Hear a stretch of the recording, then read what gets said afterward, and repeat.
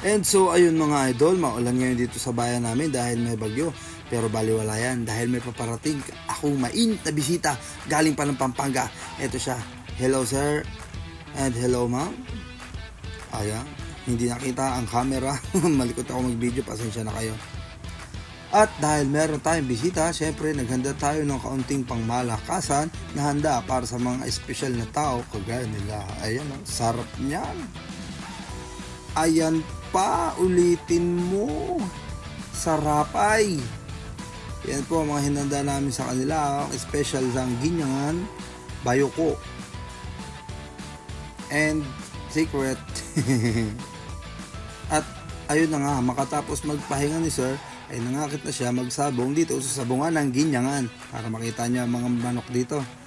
Ayan, preparing na kami. Siyempre, alam kami ng mga asa-asawa namin bago magsabong para swerte. Ayan o, sa katunayan nga, sila pa nagpicture sa akin at nag-video. Smile muna. Yeah! Isa muna sound check.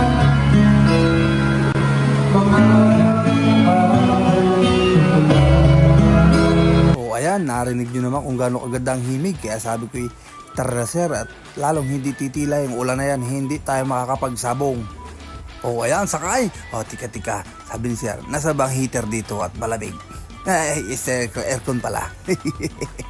Yay! Talagang maulan ang mga magsasabong, mag-ulan, mag-araw. Hindi mapipigilan kahit ng asawa. Ang ngiti ko abot hanggang tenga. Sige, pasok! Ayan sir, welcome ka dito sa aming munting sabungan. Isang hi muna dyan sir. Hi guys. Kung napahipak ng sigarilyo, mukhang talo ata agad ang pili Ayan, sa mga gustong dumayo sa amin, Ginyangan Cockpit Arena, tayo magpanapan ng pudin at kami uuwi na. Parang masakit na ang bulsa. At ito na nga ho, inabot na kami ng gabi. Umpisa na ng pamimili ni sir ng kanyang dadalhin sa Pampanga. At ayan nga pa ho, napakabilis, nakapamili na agad siya. Pag hindi ka naman bumilis mamili diyan, ay kahit pikit ka mamili, tayo nga lang ang gagamitin mo sa palo ay makakapili ka na.